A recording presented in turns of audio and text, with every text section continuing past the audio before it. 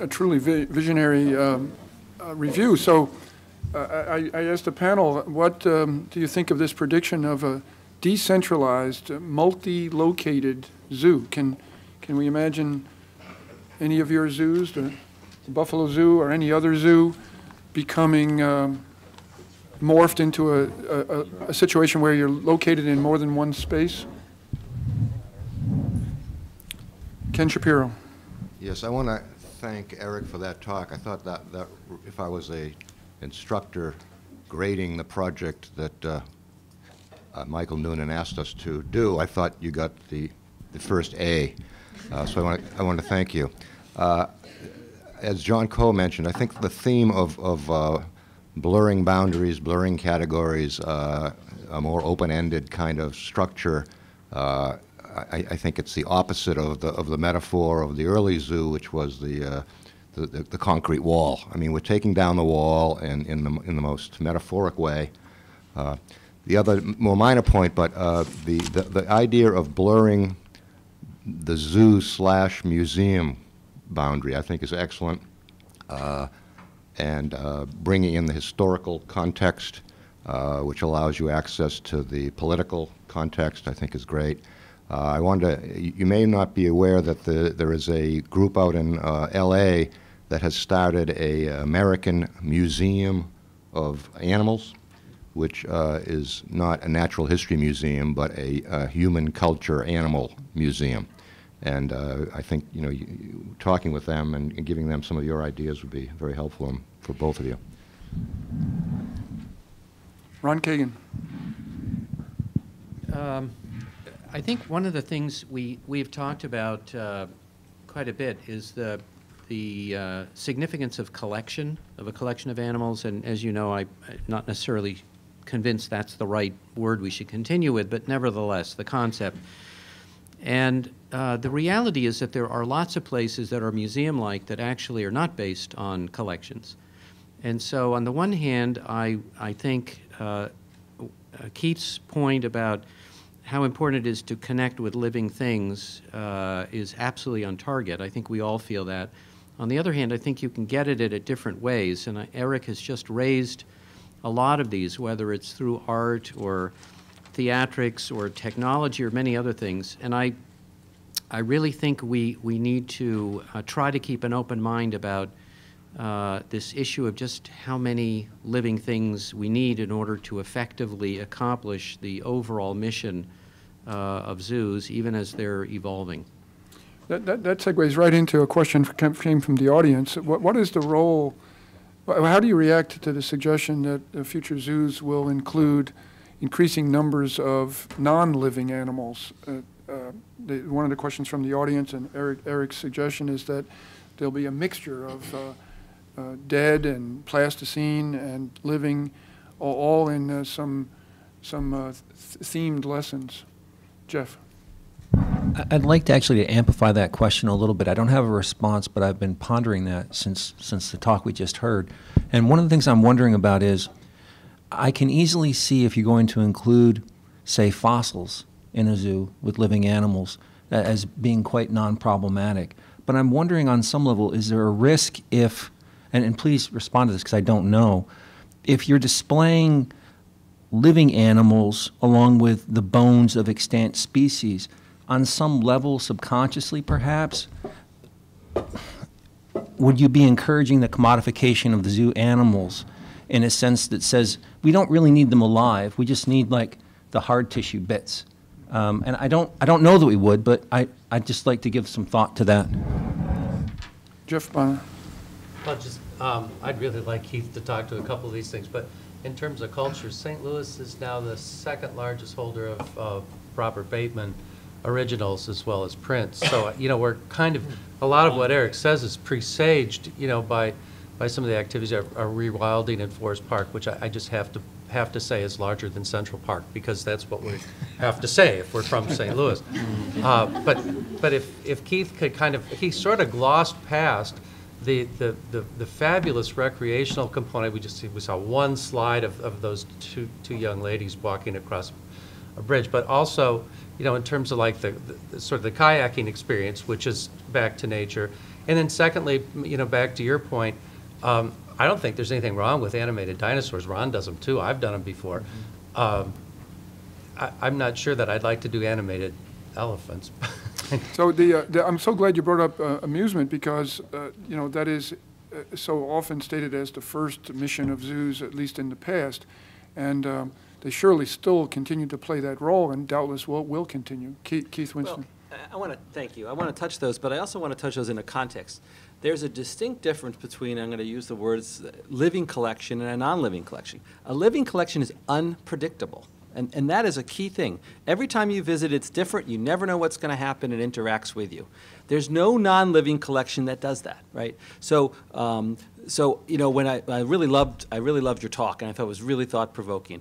And you sort of mentioned two trees in two ways. And so, as Jeff said, the recreation way, the nature recreation way, is the heart of my zoo, right? We have kayaking experiences. We have zip line experiences. We have a lot of ways that bring you by animals in nature, and they're always unpredictable. You know, you go zip lining in the summer, your chances are a thunderstorm's going to pull you down, right? It's an unpredictable experience, but that's the joy of it. And I think that's really strong. I think a lot of us have done a lot of museum things, and I think there's a piece of it at the zoo, but I don't think it'll ever have the gravitational pull because it's out there in other places, and it's a predictable experience. And the living collection is what makes us different. So by all means, filling in richness with it. But, you know, I think we have to make that distinction. That's why I keep going back to collection. There's nothing, you know, the closest thing we have to the unpredictable are these really in-depth online games that a lot of our kids play, or maybe some of us play. And they're really fun until you've figured out every level. And once you've figured out every level and it's predictable, you move on to the next game. There's no end to the level in zoos and aquariums. I think that's an important distinction. You can add the recreation piece to it, but as long as it's got to be a living ecosystem to have that. John Coe. Yes, I also found this very thoughtful and thought-provoking. And often, I think nearly always when you see predicting the future, you'll find seeds of it in the present that may be unrecognized. And certainly many of them do exist, and which I really support. But for example, there are aquariums, good aquariums in shopping malls in Bangkok and Dubai. There's an excellent aquarium and a small mammal zoo on a wharf at Darling Harbour in Sydney. So the idea of a decentralized zoo is certainly already happens and has currency and seems in viability, at least in parts of the world. In Thailand and in Indonesia and in China, they have huge stage productions with elephants on the stage reenacting the Ramayana saga. In fact, the theme park I designed has such a stage. It'll seat 2,000 people. So, all of that integration is going on somewhere, and I really agree that it will be part of the future. And then the idea of just, regreening the city with living things in unpredictable ways is very much the concept I was pursuing yesterday in terms of the Anzu and some of these other areas. So I think all of those are very viable directions, and there's not one future. There are many futures, and this is, I think, one of them, and it sounds pretty good to me. Monica Phoebe. Yeah, I really like this idea also of decentralizing zoos, and it's happening partly. The unpredictability of natural experiences, yes, that's the highlight. But considering animal welfare, that's also the problem of attractions. So I was always wondering why there is not more merging of museum-like stuff with natural experiences. And so to back up natural experiences, if they don't happen, there is something else to do. So I think that's a good image to follow that you presented. I really like that. Catherine Doyle. From the discussions here, what I keep hearing again is this dichotomy of measurable conservation outcomes and then zoos as education, which are not measurable conservation outcomes. So I think this idea again too of the museum is an interesting concept because it seems like that zoos will either go toward, I almost see kind of a split happening, that some zoos will maybe go more toward a breeding center kind of operation, which could have a measurable outcome, versus a purely educational operation, in which case I would think there would be the opportunity to have less living individuals there, if not no living individuals, or maybe, as you said, smaller species, invertebrates. And I actually think, too, because Keith, I was thinking when you were speaking as well, so many of the things you talked about were lovely, the conservation experiences that were hands-on and measurable, too, with people, the mangrove trees, was it the oyster mats? And again, so I kind of see, just to come back to, again, it just seems to me like throughout, that's the dichotomy I'm hearing here, is we have, measurable conservation outcomes, possibly as breeding centers, and then maybe the zoo meets museum concept. So I have my eye on the clock, and I've received really wonderful questions. And let me instead of, since we don't have time to have answers to these questions, let me turn them into comments, because in a way they are.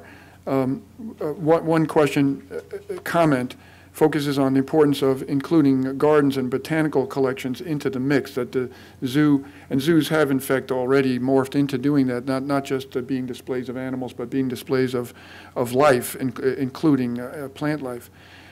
There's a comment that presenting fossils may have an advantage of pointing out that this is a possibility for life, and that it's another way to convey the possibility of extinction. There is a comment about the importance of continuing to emphasize connections to local and especially urban wildlife, the birds and butterflies in our own backyards. There's a comment about how non-live animal interactions can educate audiences, and the role for maybe puppets and robots and so on, and that's possibly going to be addressed this afternoon.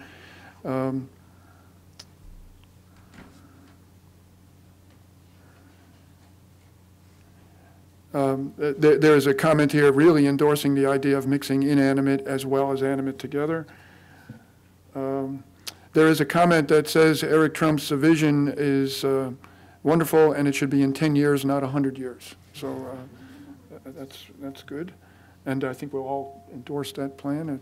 I'd like to go to a multi-story zoo. There's one in Sydney. Excuse to go to Sydney, so there is a question and a comment that we'll have to just take this as a concern, that if we do in fact make a zoo more of a classy, or appeal to more classy, then we would possibly run the risk of losing its accessibility to the more general population. And I think I did them all. Oh, and there's a comment about endorsing the notion you suggested of integrating our lessons in so many dimensions, including multimedia outreach that zoos are beginning to produce.